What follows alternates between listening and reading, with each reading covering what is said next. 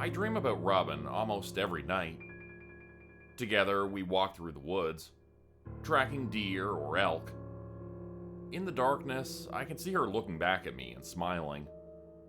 I remember that smile so clearly. I see her reaching out to take my hand, and I can't help myself but reach out. I can feel my fingers brushing against hers. I can see her gentle smile as her eyes meet mine. And then I hear it. The crack of a distant gunshot. I see her eyes, wide and lifeless. Her face is dirty as she lies naked in the mud. The same way she looked the very last time I saw her. And then, I wake up. It's been 2 years since I lost her. 2 years that I've been trying to find my way without her. It hasn't been easy. Loss is a hell of a thing. If you've never experienced it, I envy you. The pain never really goes away, and I still couldn't tell you how to handle it. Me? I drown it with everything I possibly can. Some nights I need a drink. Some nights I need to get laid. Most of the time, I hunt. It's nice to have a task of some sort to occupy my mind. I'm a hunter by nature. I've always loved the thrill of the chase, and I've always been good at it. Even without the wolf inside of me, hunting is in my blood. The wolf just makes it easier, more enjoyable when the moment of the kill comes. It makes the taste of fresh blood all the sweeter. I used to go out alone, right after Robin died. I'd head out right after the sun went down, and let the wolf out. Although it was never the same without her. Once upon a time, the hunt was something we shared. In the darkness of the night, she and I would venture off into the woods, smiling and whispering to each other. When we were away from the town, we'd turn, and then we'd run, chasing animal scents. We were our own little pack, our own little family. It was perfect. Then I lost her. Fate can be cruel like that. The hunt is the only thing I've got left. The only thing I can hold on to that I used to share with her. It's not something I'm keen to ever let go of. But doing it without her just felt empty, hollow. Hunting as a wolf is such an intense experience. Nothing else really compares. I have friends I often go out with, people who don't know what I am. It's a shame I need to hide that from them. But werewolves don't exactly have a great reputation. We wait with our rifles and use our collars to lure prey. It's still enjoyable, but there's no chase. The rush isn't quite the same. Shooting a buck from a distance couldn't possibly compare to the primal thrill of ambushing it and ripping into it with tooth and claw. Regardless, I work with what I've got, and I'm happy to at least have that. Hiding what I really am is a fair enough trade-off for holding on to what I love, and having decent company to do it with. I don't get to let the wolf out as often as I'd like. These days, I'm lucky if I get to turn a couple times a month, if that. Life gets in the way more often than not. And as much as I love the chase, I've learned to be careful. Werewolves aren't quite as resilient as some legends would claim. You don't need a silver bullet to kill one. I started my Sunday morning the same way I had too many times before. Slightly hungover and in a stranger's bed at the university dorm. I vaguely remembered the kid asleep beside me. Cute, blonde, and probably 5 years younger than me. I made a point not to wake them up as I got out of the bed and gathered up my clothes. It was early enough that nobody would notice me slipping out of the residence hall. I'm a little ashamed to admit that it wasn't my first time doing so. I was hungry, and since my life was already a disaster, I figured I couldn't do any more harm by stopping by the diner across the street for breakfast. I ordered my usual 3 over-easy eggs, a side of sausage, pea meal, and rye toast with a black coffee. The sky was just starting to light up as dawn broke, and I figured I had time to head back home and sleep in my own bed for a few hours before having to deal with the day. Then, of course, my phone buzzed with an incoming call. The name on the display read MJ, and I almost didn't want to answer it. MJ Montgomery used to be just the girl at the record store to me. I can't remember how we'd gotten to the subject of dead spouses, but it was something we had in common. I'd lost Robin, and she'd lost her fiancé. People bond over the strangest things. She'd coped a little better than I had over the past years. I had some suspicions that she and her housemate Shelby had a thing going on, but I was never quite sure. Either way, she'd made it her personal mission in life to check in on me every few days. It's not like I hated it, but every now and then it grated on me just a bit. "Hey, MJ," I said as I answered the phone. I didn't ask how the hell she knew I was even up at that hour. "Up late last night?" she asked. There was a hint of wryness in her voice, as if she knew what I'd been up to. "Might have been. What are you, psychic now?" "No, but I saw you at the college bar last night. Just wanted to make sure you got back okay. You looked pretty toasted." "Yeah, I'm fine," I murmured before a thought crossed my mind. "Wait, what were you doing at a college bar?" "I went to grab a drink with a friend. You look busy, so I didn't want to bug you." "You sure you're doing alright?" I picked up the probing tone in her voice, and didn't like where this was going. She'd probably seen me chatting up some girls and had spent the night worrying I'd do something dumb. She'd been half right. "I'm getting by," I said, rubbing my temples. Our little chat wasn't doing wonders for my hangover. "Sorry, MJ, I gotta run. I'll stop by later and say hi, okay?" I let her get in a quick goodbye before I hung up. She was sweet, but I could have done without her doting. I finished up with my breakfast before heading home. It was a bit of a hike from downtown, but I didn't mind it. I figured the fresh air might do me some good. I'd hardly made it halfway down the block before the scent hit me. A scent I knew, but not one that I'd smelled very often.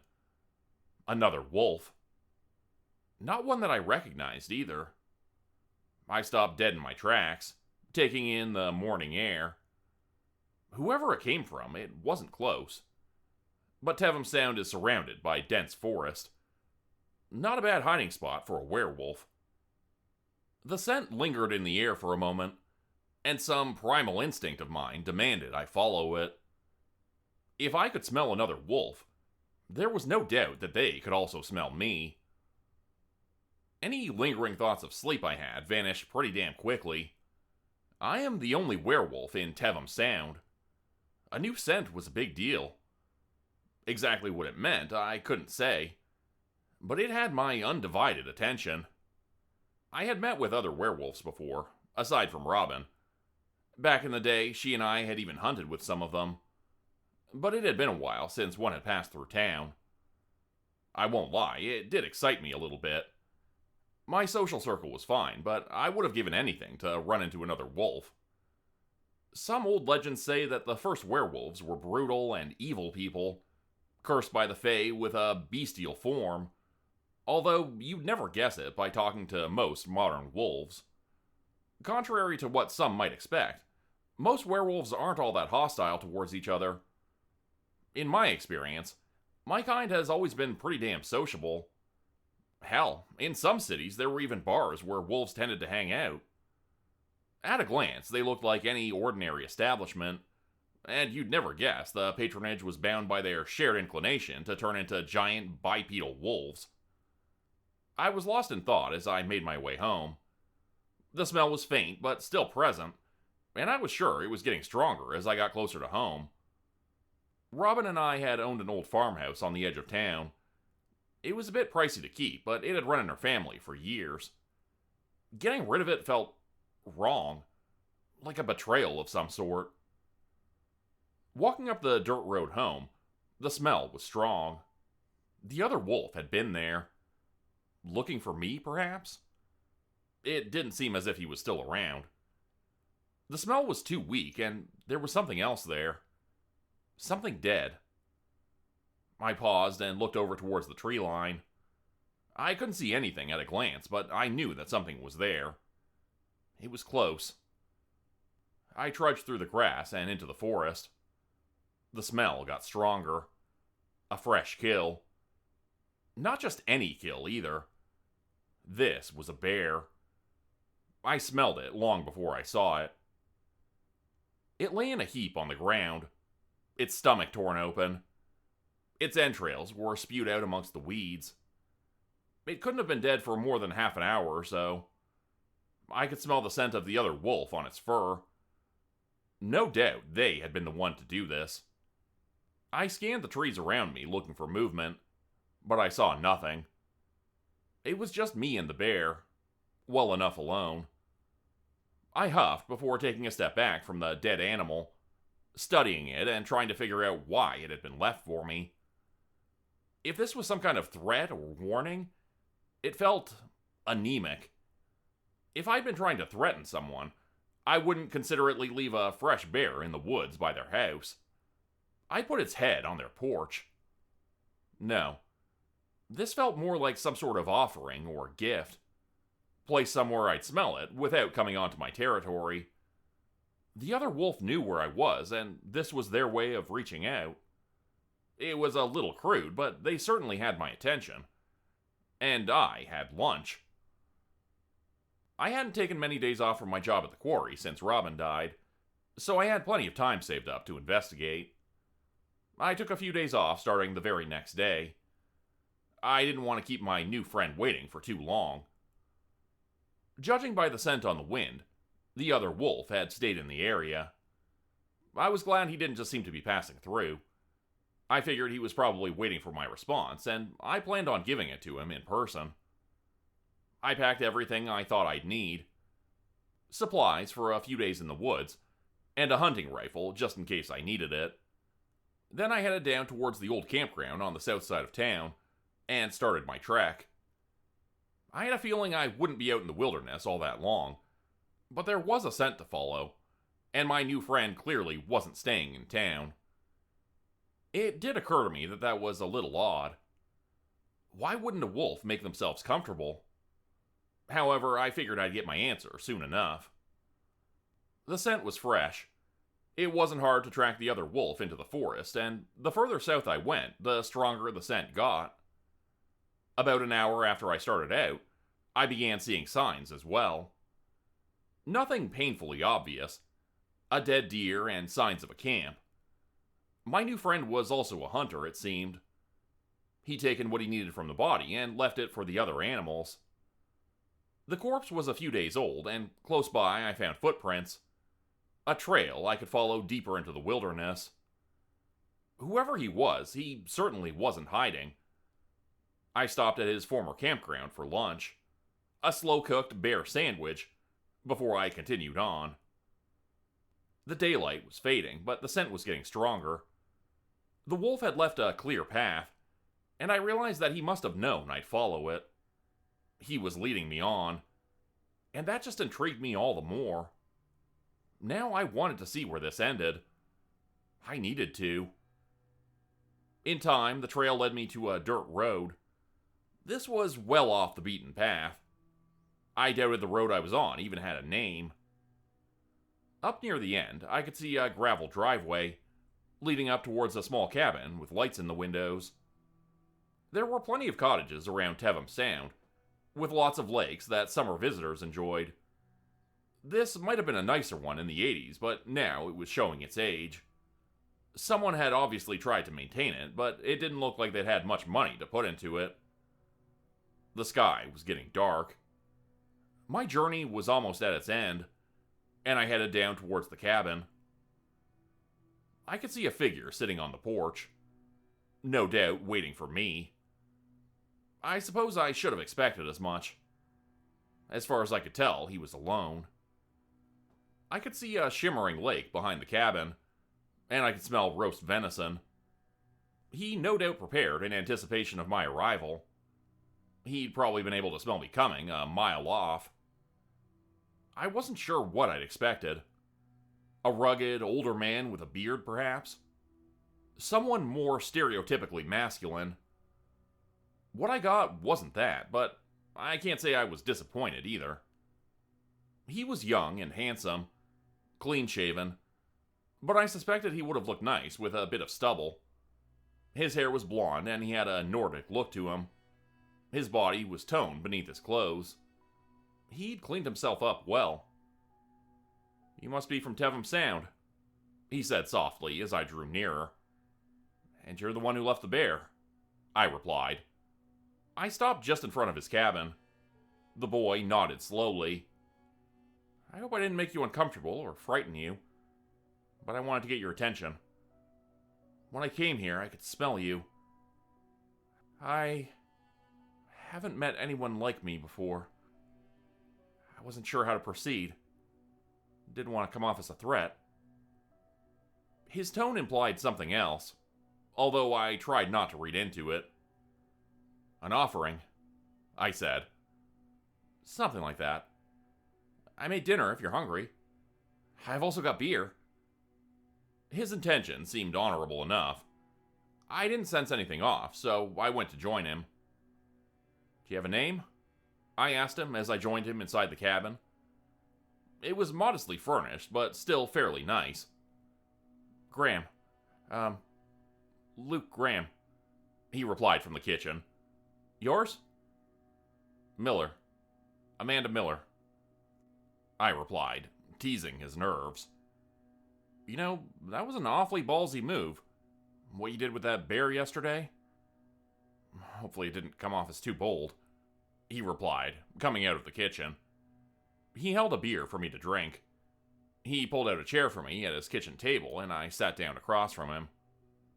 "Jury's still out on that," I replied as I took a long swig.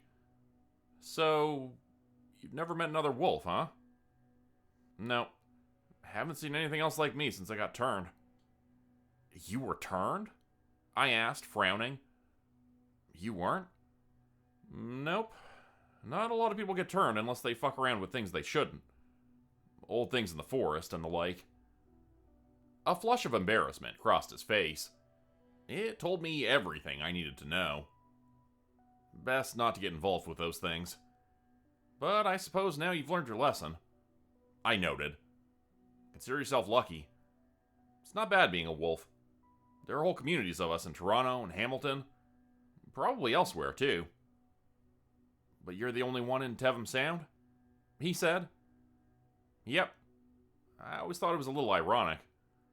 But most people indulge the human side of them more than they indulge the wolf.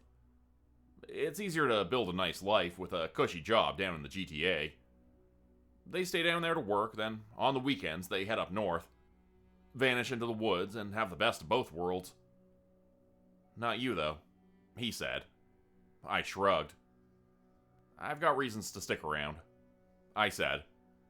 "You, on the other hand? I'm guessing you came up here to hide." I took another swig of my beer. I had a bit of trouble back in Sudbury, where I used to live," he said. "I just got that feeling, you know? That need to hunt, and it felt good. Then I guess people started getting scared. Took some time getting used to what I am now. I wasn't too sure what else to do," he admitted. I haven't been like this for very long. I like it. I really, really do. The power you feel when you turn, it's amazing. I don't know how to act around another wolf," I finished.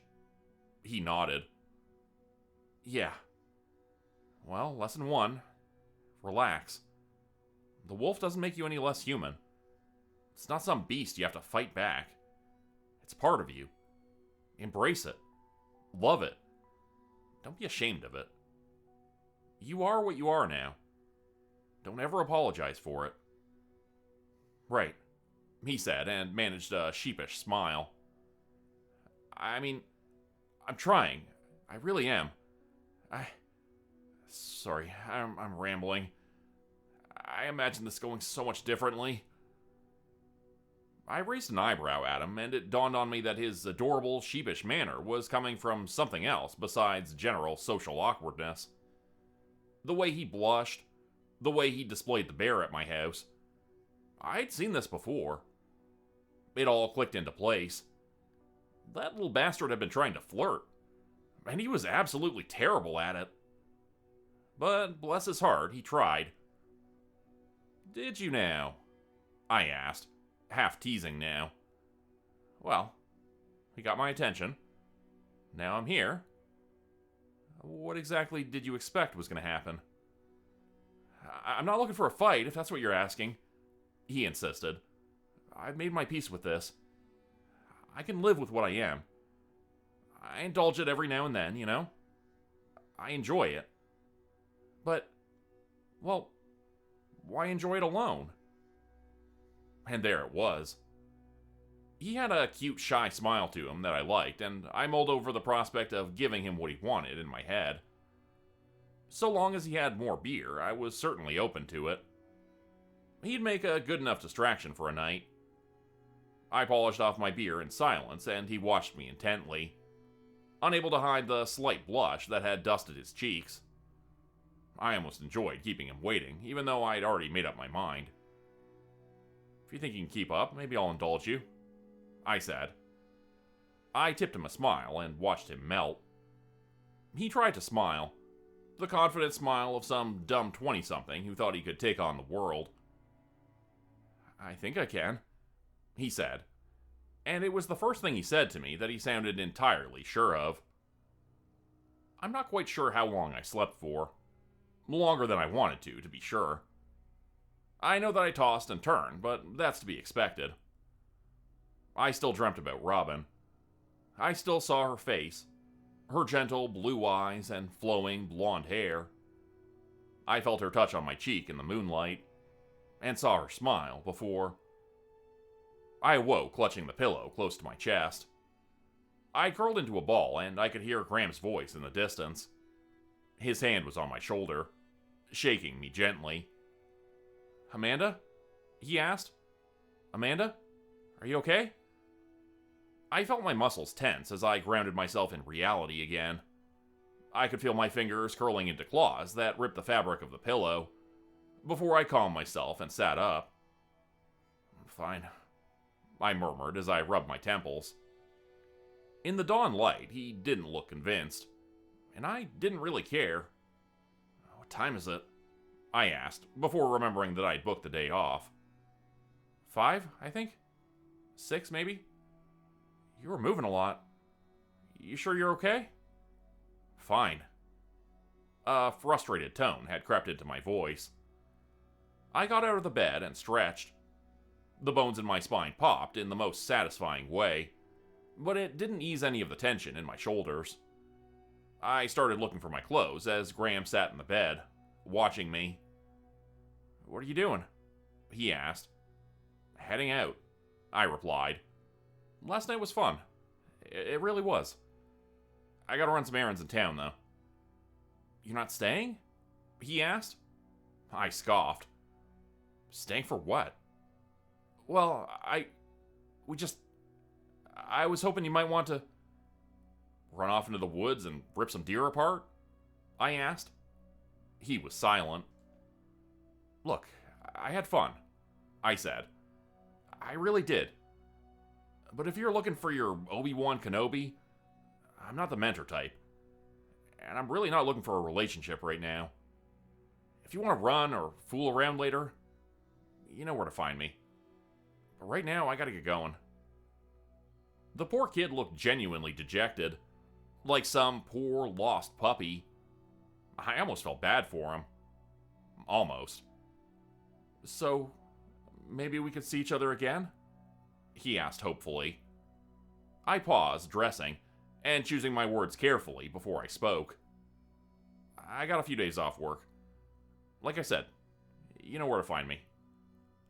He seemed at least happy to hear that. "Right.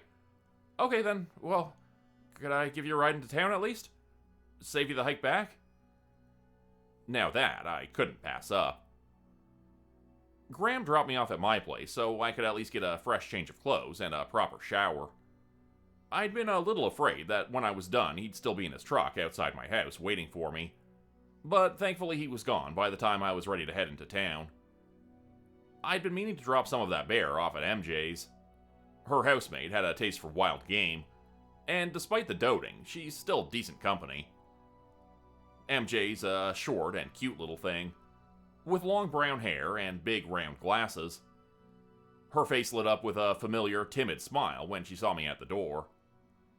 "Hey, what brings you to the neighborhood?" she asked. I held up the Tupperware I brought filled with bear. "Had a special delivery," I replied. "I figured you and your friend might want some. I don't think I could eat a whole bear by myself." "Bear?" MJ asked, taking the Tupperware. "I didn't think you hunted bear." "I don't, but a guy I know killed one and left me with it." "A whole bear?" MJ asked, obviously skeptical. Judging by the look in her eyes, she was putting some of the pieces together. "Jeez, he must like you a lot." "Seems to. He's a little brash. Very awkward. But I guess we got a bit in common. Still, not really sure I'm looking for a relationship right now." I followed MJ into the kitchen and watched as she put the meat in her fridge. She took out a pitcher of lemonade and poured us both a glass, while I grabbed a seat at the counter. "You tell him that?" she asked as she brought me my glass. "Of course. He took it well enough." "Are you going to see him again?" That was the million-dollar question, wasn't it? "Maybe. We'll see." I took a sip of the lemonade and listened for any movement upstairs. Shelby didn't seem to be around. "Well, I think you should. You said you got a lot in common, right? Maybe it'll be good for you, you know? Having someone you can relate to." "I just said I'm not looking for anything, MJ." "Who said it has to be anything? I just think that maybe it'll be good for you to just sort of have someone, you know? You don't have to date them, but I don't know, you always just seem kind of aimless." I hummed in response as I stared down at my lemonade. I supposed MJ had a point. Truth be told, it kind of worries me. I mean, I get it. Back when I lost Nathan, I kind of just buried it all for a bit. Then, when I couldn't do that anymore, I really didn't know what to do with myself. If I hadn't met Shelby, I don't know how I would have handled it. It was nice to have someone around, though. I think it might help you, too. "You're doting again," I warned her, half teasing. "Sorry," she said, offering a small, apologetic smile. I gave her an affectionate nudge before emptying my cup and mulling over what she just said. It wasn't the first time I wondered if she had a point, but something about her tone got me thinking. I'd met Robin on a hiking trail in Hamilton when I was about 18. I'd grown up in a rough part of town, and I'd been hanging out with the crowd there ever since I was a kid. Every weekend, we'd get drunk, ride down to the forest, and let the wolf out. We'd tear through the woods, hunting fresh meat and ripping it to shreds. We'd never killed anyone. God, no. But every now and then, some of us liked to spook the locals. I did it a little more than most, mainly because I thought I had something to prove. I'd leaned into my reputation as the crazy, fiery redhead of the group, and I probably would have kept doing that. Until one day, one of those hikers I'd startled fought back. One moment, I'd been staring down some cute blonde going for a walk, and the next, I was staring down an 8-foot-tall wolf who'd knocked me on my ass. I'd run off whimpering and scared for my life for the first time. I'd expected she'd chase me, but nope. As soon as I was out of sight, she vanished. I ran into her again at a bar a few weeks later, and the moment our eyes met, I knew she'd recognized me. I'd expected her to get mad or something, but instead, she just smiled at me, came over, and said, "Hope I didn't spook you too hard, pup." I never thought that would be how I met the love of my life, but that was it. When Robin came into my life, everything changed. Life stopped being about the thrill. She showed me that it could be quiet, simple and beautiful. If it weren't for her, I don't know who I might have become. Some of the folks I used to run with got put down after going too far. One of them killed a human. Another got hit by a truck. Things like that. It's not any way for a wolf to die. For so long, Robin had grounded me. She'd been my better half. And when she died, she took away the best of me. I would have given anything to get it back. Why don't we head out for the night? I'd said to Graham. I'd stop by his cottage again, the day after I talked to MJ. Out? He asked. Like a hunt? Yeah, why not? I'd looked over at him, and his eyes had lit right up. Yeah, I'd love to, he'd said, and I'd gotten out of bed. I didn't bother dressing myself, and just waited for him to follow. The sky above was beautifully dark, and looking into it, I exhaled as I unleashed the wolf. It felt so good to set it free again. Beside me, I could see Graham changing as well. He scampered about like a puppy, grinning from ear to ear. His eyes never left me. We both picked up the scent of some nearby deer almost immediately, and I led the charge. We closed on them quickly, prowling through the brush. He was clumsy, but he followed directions. When I motioned for him to stay put while I circled around to run them into him, he seemed to understand. The deer looked up once or twice at the sound of rustling brush, but they weren't spooked enough to run. Not until I wanted them to, at least. When I leapt out from the brush to startle them, they were already dead. Robin and I had done this 100 times. The moment the deer saw me, they bolted, and they ran right into Graham. He sprang from the surrounding brush and caught one of the fleeing deer, a doe, by the throat. With overwhelming strength, he slammed it against the dirt and sank his teeth into its throat, damn near decapitating it with the sheer force of his bite. His claws dug into its body, crushing its ribs, and it took me a moment to realize that the poor thing was still alive. For the time being, at least. It wouldn't last much longer, bleeding out into the dirt. I'll admit I hadn't expected that much enthusiasm from him. Most wolves usually weren't so aggressive, but I chalked it up to adrenaline. The deer's companions ran off, and I let them go. We had our prey. Graham and I ate well that night. We hauled the deer back to his little cabin, and I showed him how to take it apart properly. I couldn't remember the last time I'd had so much fun, and if it had never stopped, maybe I would have been happy. Hunting with Graham became my new pastime for the next month or so. Every weekend, he and I would race through the woods, sometimes never changing back until we had to return to civilization. During my weekdays, I'd work at the quarry. Sometimes he'd come over afterward and we'd sit and talk.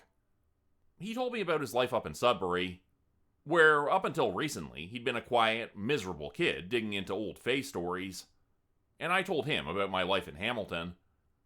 I know he saw the old pictures of me and Robin on the walls, but it was a while before he ever asked about them. Who was she? The question had come out of nowhere on a quiet Thursday night, and it derailed my train of thought. Sorry, I didn't mean to. It's okay if you don't want to talk about it. It's fine. I sighed as I rested my head on his shoulder. I figured you were going to ask eventually. I took a moment, working up to it before I finally began. I told him everything. How we'd met in Hamilton, how I'd come up to Tevham Sound with her, and why I'd stayed after she was gone. If you don't mind me asking, what happened to her? Was his next question. I figured that was coming too, and I'd been dreading it. Some hunter saw us running one night. Figured she was a bear, I said, struggling to keep my voice even. Vic Moore. I'd seen him around before. I heard he was a hell of a shot. Never thought I'd see it firsthand. He hit her in the throat. soon as I saw her go down, though, all I saw was red. Every fiber of my being wanted to rip him limb from fucking limb. But she was there, lying in the dirt. She changed back, and I couldn't stop the bleeding. She was looking into my eyes. One minute she was there, and then I shook my head. She wasn't. Jesus, he said quietly. He tried to put a hand on my shoulder, and I shrugged it off. I think I'm gonna call it a night, I said.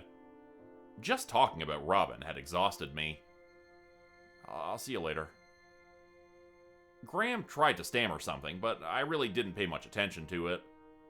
I just wanted to be alone for a while. It was Saturday when Graham called me next, a few days after I told him about Robin. As tough as that night had been, my mind was in other places as I drove down to his cabin. If anything, I'd say I was in a good mood, and looking forward to enjoying that weekend, just as I had the last few I'd spent with him.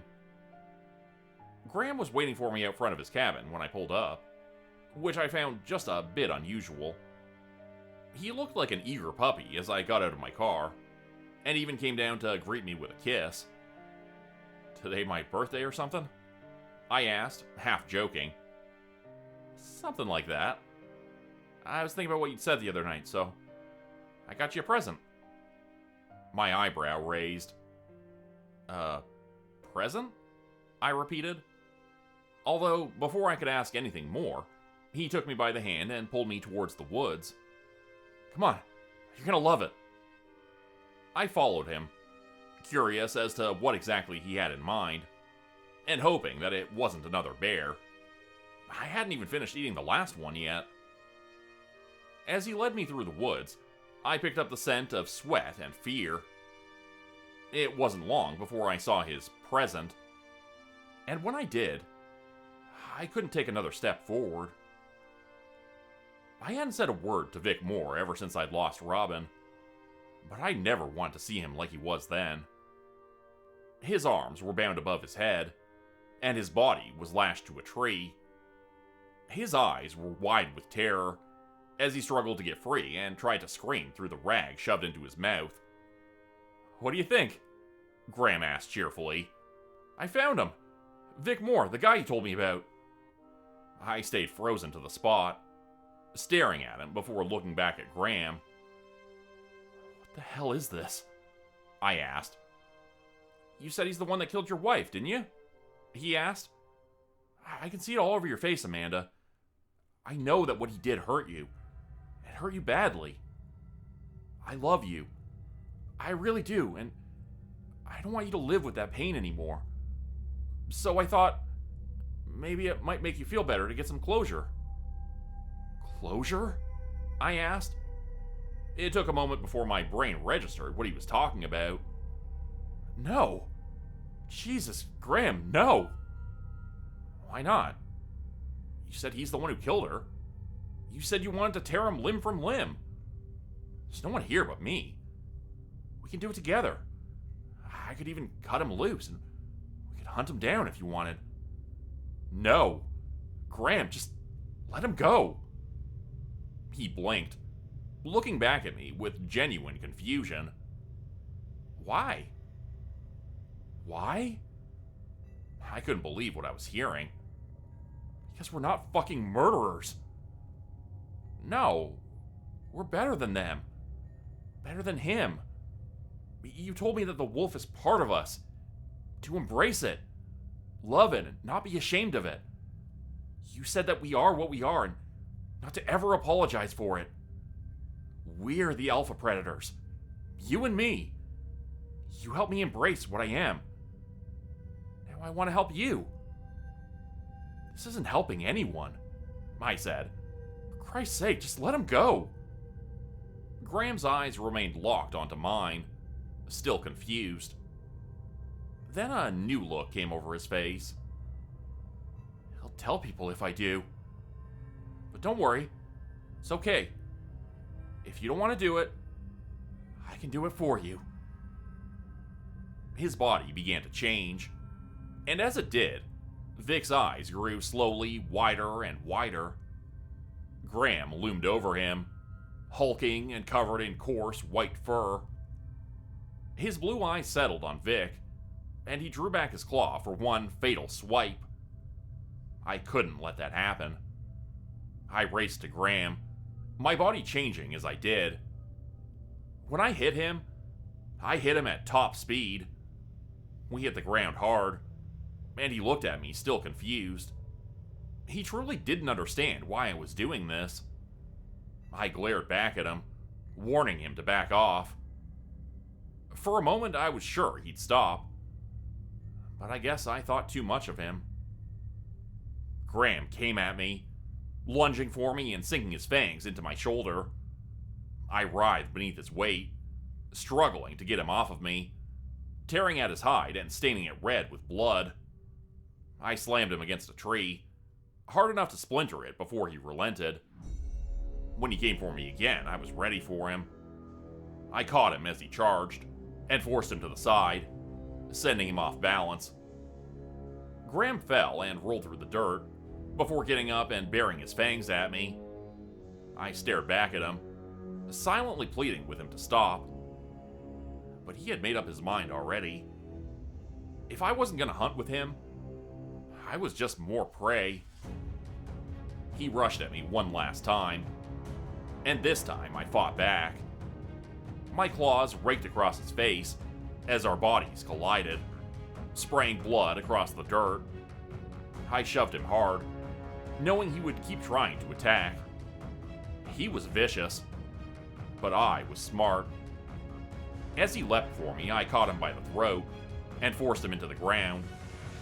He kicked and squirmed beneath my grip before I clamped my jaws down on his throat until I tasted blood.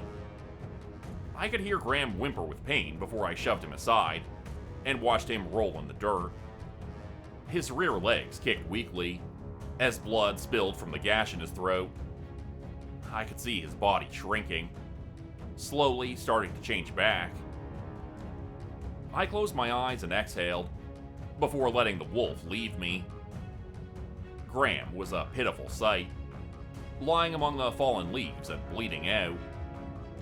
I stared at him for the last time, watching him twitch and gasp before turning away. I couldn't watch someone I cared about bleed out into the dirt, even if they had truly been a monster. I returned to the tree where Vic had been tied up, and locked eyes with him. He was dead silent, unable to do more than sputter and sob. That and the dark stain on his pants said enough. I raised one hand and let it change, before ripping through the rope that had bound him.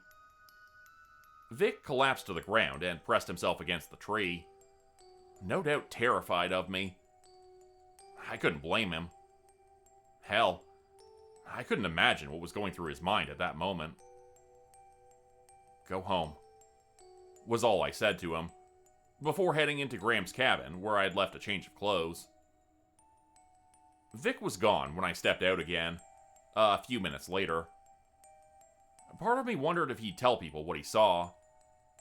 Although, even if he did, who would believe him? I buried Graham in a shallow grave. The kind of grave fit for an animal. Then I took the beer from his fridge and drove down to MJ's. I had a lot to tell her and a lot to confess.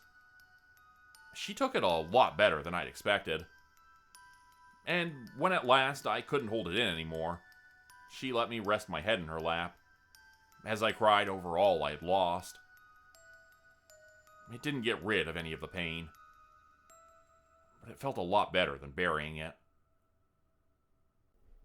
Become a channel member today for early access, bonus videos, and special emojis only available to members. Check out the description below or click the join button for more info. If you'd like another way to help support the channel, please consider joining my Patreon page at patreon.com/Jordan Group Horror. As a patron, you'll get access to bonus videos and content. You'll be credited at the end of every video going forward, and if you decide to stay for 3 months, I'll name a character after you which will be featured in a Hollow's End story. Links to join the Patreon are in the description. Thanks everyone for listening. Please like, subscribe, and comment to help the channel continue to grow. And see you again next time at 4 p.m. Eastern Standard Time. Hope you have a great night.